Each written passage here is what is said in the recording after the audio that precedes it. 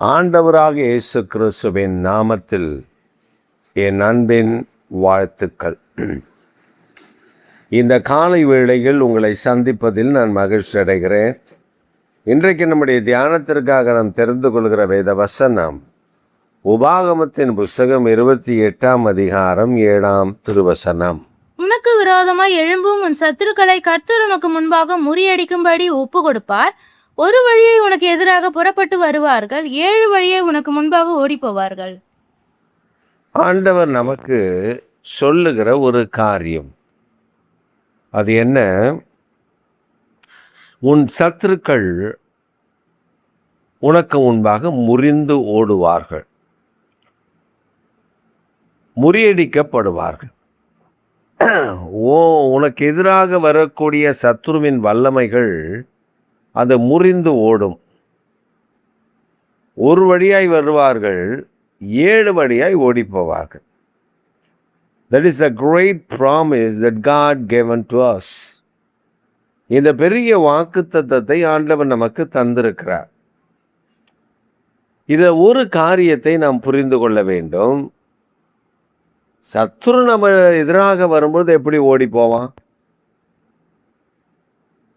அந்த வலிமை எப்படி வரும் அப்படின்னு நம்ம நினைக்கலாம். ஆனால் பரிசுத்த ஆவியானவர் நமக்குள்ளே வாசமாய் இருந்தால், இப்போ பரிசுத்த ஆவியானவர் நம்மை ஆளுகை செய்கிறவராக இருந்தால் சத்ரு ஓடி போகிறதை நீங்கள் கண் கொண்டு காண முடியும். எப்படின்னு கேட்குறீங்களா? இப்போ மோசே கானான் தேசத்தை காண வேண்டும். எப்படி? தன்னுடைய ஆட்களை அனுப்பி, உளவு ஆட்களை அனுப்பி, தலைவர்களை அனுப்பி, நாம் சுதந்திரிக்க போகிற கானான் தேசம் எப்படிப்பட்டது, அதனுடைய செழிப்பென்ன, அதனுடைய வளப்பம் என்ன, அதனுடைய கனிகளுடைய தன்மை என்ன, அதனுடைய நீரோட்டம் என்ன, அதனுடைய நிலங்கள் எப்படி இருக்கிறது, இதெல்லாம் ஏனென்றால் கர்த்தர் நமக்கு அந்த பாலும் தேனும் ஓடுகிற தேசத்தை தருவேன்னு சொல்லியிருக்கிறார்.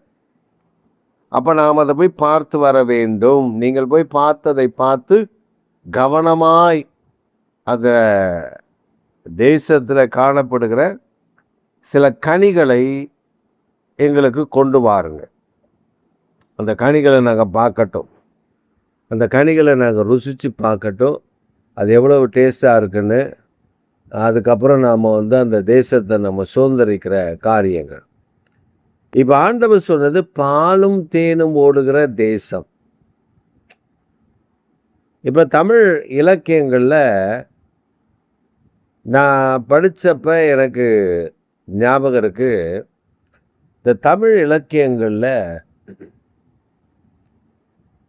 மாடடித்து போரடித்த காலம் போய்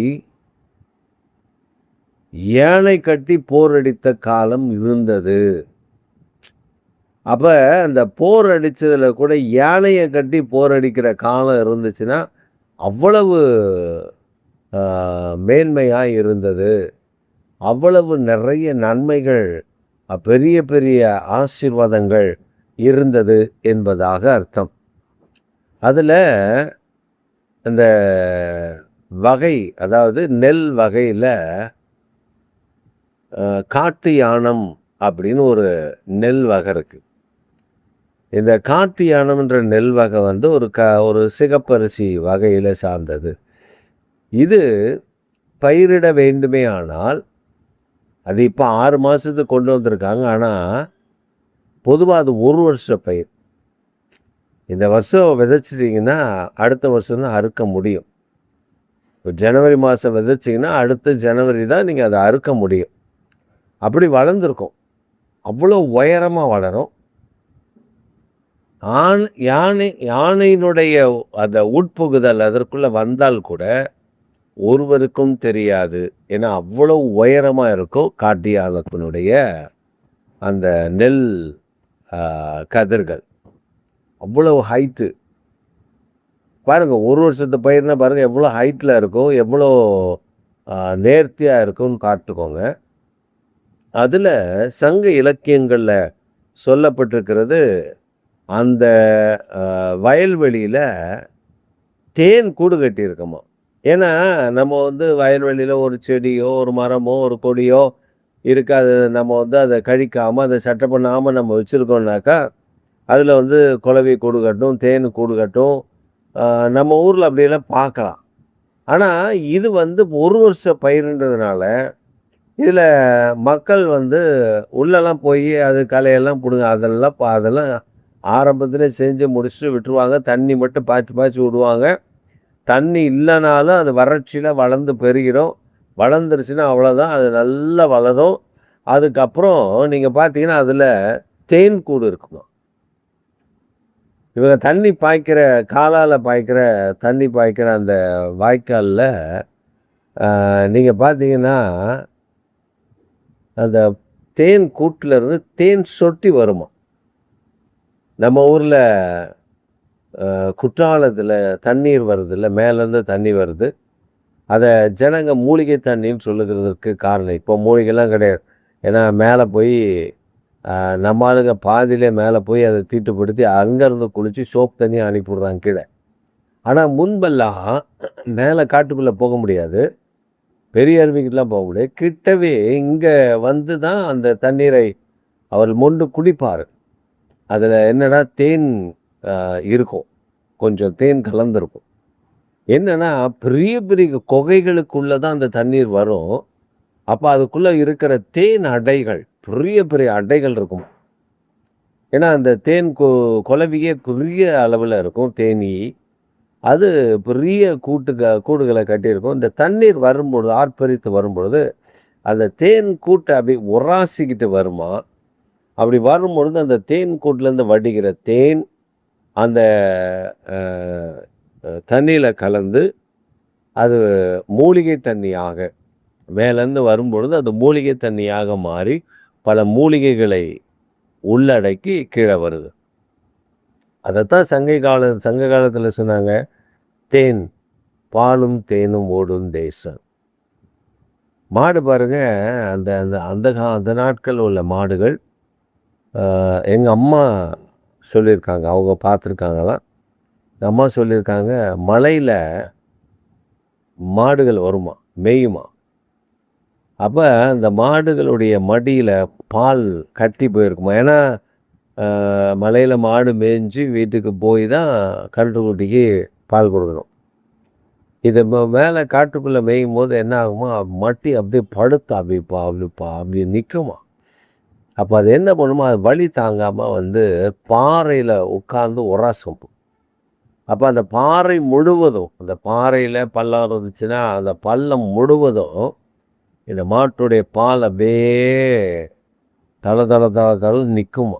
வெயிலில் காஞ்சி அது பால் அடைகளாக மாறி போயிருக்குமா. சில நேரங்களில் அது மக்களுக்கு கிடைக்குமா.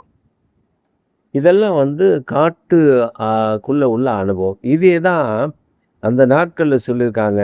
மாடு வந்து தண்ணி குடிக்க வரும் பொழுது அந்த தண்ணீருக்குள்ளே வந்து நிற்கும் பொழுது அதோடைய பால் சுரக்க ஆரம்பிக்கும். அந்த பால் அவ்வளோ கட்டியிருக்கும் மடியில், அப்படியே சொட்டி ஊற்றுமா. அது தண்ணீரில், தண்ணீரில். அப்போ பாலும் தேனும் ஓடக்கூடிய தேசம் தமிழ்நாடு. இதைத்தான் கர்த்தர் அங்கே சொன்னார். அப்போ அந்த தேசத்தை பார்க்க போன அவர்கள் பார்த்த முதல் காரியம், யோசுவாவும் காலேப்பும் பார்த்த ஒரு காரியம்தான் ஆச்சரியத்தை தந்தது. மற்றவங்களுக்கு என்னென்னா, அவங்க சொல்கிறாங்க, அவர்களை காத்த நிழல் அவர்களை விட்டு விலகிற்று. நாங்கள் போகும்பொழுதே பார்க்குறோம் அந்த வல்லமைகள் விலகுகிறதை. அதான் சத்துருக்களை கர்த்தர் விளக்குறார். ஒரு வழியாக வருவான், 7 வழியாக ஓடி போவான். உங்களுக்குமே அவன் நிற்க முடியாது. இன்றைக்கு எழுதி வச்சுக்கோங்க, அந்த சத்துரு, இந்த சத்துரு, இது அப்படி இப்படி நீங்கள் போராடிட்டு இருக்கீங்கல்ல, கவலைப்படாதீங்க. இன்றைக்கி கர்த்தர் சொல்கிறாரு, ஒரு வழியாக வந்தானா நீங்கள் பார்க்கும்பொழுதே ஓடுவான். 7 வழியாக ஓடி போவான். அவன் எந்த வழியாக ஓடுறானே உங்களுக்கு தெரியாது, உங்களை விட்டு ஓடி போவான். கர்த்தருடைய ஆவியானவர் உங்களை அப்படி நடத்துவார். தேவாதி தேவன் அப்படி நடத்த போகிறார். கானான் தேசத்துக்குள்ளே போகும்பொழுது அவங்க பார்த்தது அந்த ஆவிகள் விலகிறத. அதே போல் கர்த்தர் உங்கள் மூலமாக செய்ய போவது அந்த பொல்லாத ஆவிகள் விலகி போகிறத, உங்களுக்கு குரோதமாய் வந்த சத்துருடைய வல்லமைகள் விலகி போகிறத, எதிரடையான ஆவிகள் விலகி போகிறத, கர்த்தர் உங்களுக்கு ஜெயம் கொடுக்க போகிறத இந்த நாளில் நீங்கள் காணப்போகிறீர்கள். கர்த்தர் இன்னும் பெரிய காரியங்களை உங்களுக்கு செய்து உங்களை காத்து வழி நடத்துவாராக. ஆமேன், ஆமேன்.